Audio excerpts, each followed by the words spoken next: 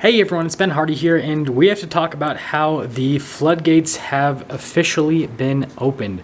Before we get into this video though, as always, if you can save time and money the next time you purchase a car, link to my car buying guide in the description down below. And then if you can see more videos just like this, then I recommend you subscribe because I post content every single day. Let's get into it.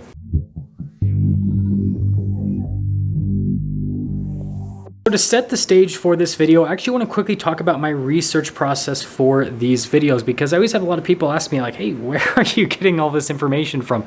So the first set of information actually comes directly from dealerships. So obviously I go and film for a bunch of dealerships on a regular basis, so I'm always just talking to people at those different dealerships. And you know, the things that I talk about just vary dealer to dealer, but there are some things that I consistently bring up. I go, hey, do you guys have any incentives on your product yet, or cemented rates or stuff like that? Because I want to see if there's any cracks in their brand. Because, well, if a manufacturer is offering incentives on a vehicle in today's market, that means that they're struggling to sell those vehicles. And so I, always try to keep myself up to date with different items in that category. And then I, obviously ask them how general business is doing. Like, hey, are you selling more new cars now? Are you selling more used cars? All that kind of stuff. And so, that's kind of just to give me an idea of what's happening with different dealers that represent different brands. And some of these dealers, frankly, aren't in state. I just happen to know dealers that are out of state because of people that I know. And so they'll reach out to me and be like, hey, Ben, guess what's happening? And I'm like, wow, that's crazy.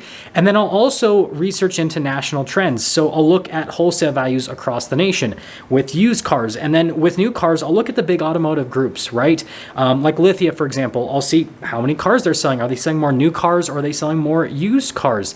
And, what are their inventory levels like? Are their inventories increasing? Are they decreasing? What's happening? And then frankly, just also looking at websites with these different large automotive groups, or at least dealers under these groups, to see, where they're pricing vehicles at. Are they still just showing MSRP on their websites, or are they showing these vehicles with discounts on them? And, where are they pricing used cars at as well? So I look at a variety of different items, and then I pull this all together, and then this is what, gives me an idea of what's happening within the market, not only from a regional perspective, but then also just from a national perspective. So after this week's worth of information and research gathering, whatever you want to call it, I've found some pretty interesting trends. Now, the least interesting is actually the used car market, because all the used car market is really doing is just continuing to consistently decline.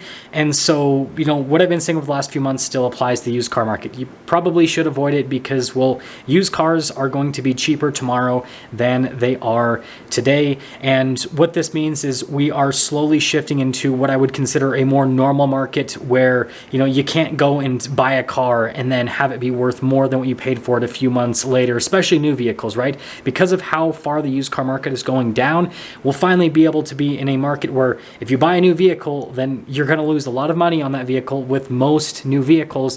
And so we're finally going to be in a market, I guess, where it makes more sense to buy used over new once those used car values decline by a large enough margin. But something I do want to note with a lot of dealers on the used car market side of things is they're actually not in as bad of a position as they were just a month or two ago. So I've talked to a lot of dealers, and it looks like they've pretty much just completely shifted their inventory. Not all of it, there is still old age inventory at dealer lots, but there's been enough of a shift where they've gotten in trade-ins and just other, inventory more recently, that the bulk of their used car inventory now is not considered old age, and it's at the lower wholesale values that we're seeing today, to where these dealers aren't in trouble like they were about a month or two ago. And again, this is something that takes a while. Like I said, it's like rebalancing a stock portfolio. You got to sell some stock and then, rebuy some stock, and sometimes you have to take some losses, and that's what these dealers are doing. But there are, like I said, still cars on dealer lots that are old age inventory. Like one dealer that I talked to today has a couple vehicles that they have priced at $6,000 below what they own that car for, and they still can't sell them. So there are those cases, but that amount of inventory is starting to shrink. And the thing that I've kind of discovered by talking to a lot of these dealers is most of them saw this coming in advance, and they prepared as much as they possibly could for this in advance. And so, yeah, it looked really bad at first, but now it's starting to look, I guess, a little bit better for them. And this leads me into the new car market, because this is where things get really fascinating in my opinion. So not only are we seeing more and more cemented rates being released by automakers, but we're also seeing more and more rebates. So some of the rebates are pretty small. They're like 500 or $1,000. But there are some rebates that are quite a bit bigger. An example is the new Jeep Grand Cherokee 4xe. Right now there's like a $4,000 rebate on that vehicle. And then on top of that, most dealers are discounting those heavily off of MSRP. Like there are deals at invoice and below on these Grand Cherokee 4xe. And so, I think that that's like best case scenario for a lot of consumers. I mean, a really good example is if you look at like a Grand Cherokee Trailhawk 4xe, and I don't know if it qualifies for the $4,000 rebate. I don't know if it's like package specific. I didn't dive too deep into it. I just know that there's that rebate.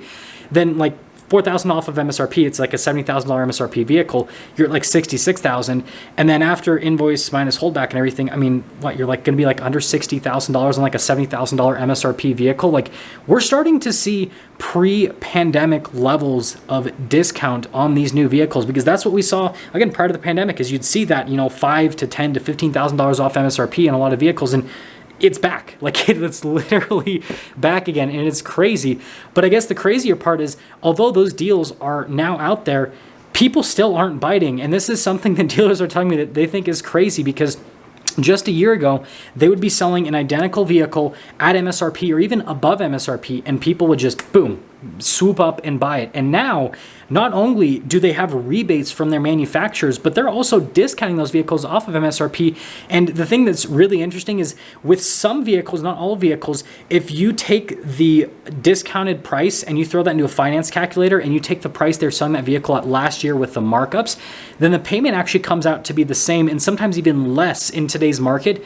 But people still aren't buying because everyone's so worried about the economy and everything that's happening within the car market that they're like, yep, I'm just going to stay away from buying a vehicle. And so it's creating a very unique situation that I think is only going to improve for consumers because, over the course of several videos, I've said that I don't see manufacturers decreasing the MSRPs in their vehicles, because once you increase the MSRP, there's really no going back.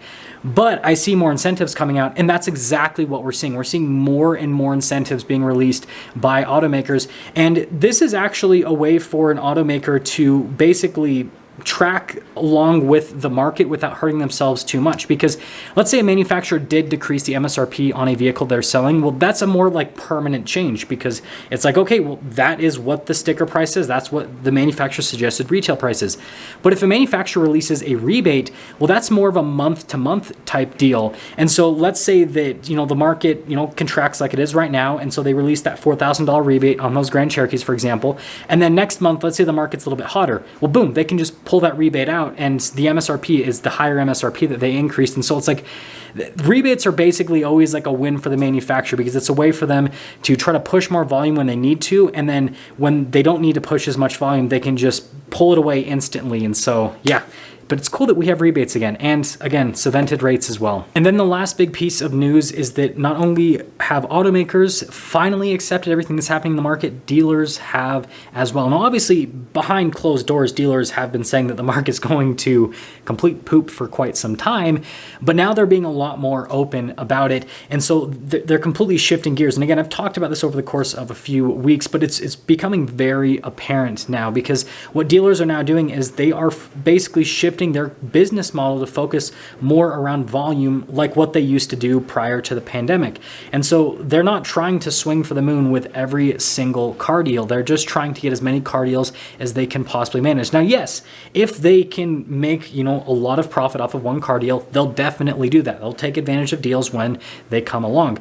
But for the most part, it's going to be a volume game, because dealers are starting to see their inventories stack up more and more, and they're starting to see fewer and fewer customers. And so they're like, we got to do something. We got to start discounting these vehicles. We got to push the manufacturers to give us more rebates so we can, again, push people back into the market. And this is where it's going to be a little bit of a struggle, because with the market that we're going into, and I think that I've seen so many people comment this, and I think this comment is so accurate, that it's now going from a car purchase being a want to a need in terms of determining if someone's going to purchase a car. And that is a huge distinction to make, because again, over the last couple of years, there were a lot of people that bought cars that didn't need to buy a car. They just wanted to buy a car, and so then they, simply overpaid.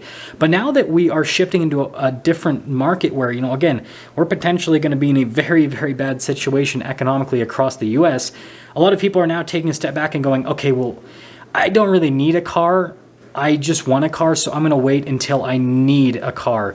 And so again, dealers know this, manufacturers know this, and so it's shifting the entire business model, and the interactions that dealers and customers are going to have are going to change quite substantially because of this huge distinction that has been changed. And so when you go from a market that goes from wanting cars to only needing cars, well, that is the equivalent of going from a seller's market to a buyer's market. In closing, the market is continuing to contract across the board, and we are finally starting to see the cracks really start to form on the new car side of things, where not only dealerships are accepting the current situation, but automakers are also accepting the current situation. And that is the most important thing, because automakers were really like holding firm. They're like, nope, supply is too low, this and that. And it's like, okay, just keep going along with that and see how many cars you sell. And now that they realize that they're selling fewer and fewer cars every single month, they're like, bring back the rebates. Again, they're literally opening the floodgates. I mean, it's just crazy to me that, again, with that Grand Cherokee example,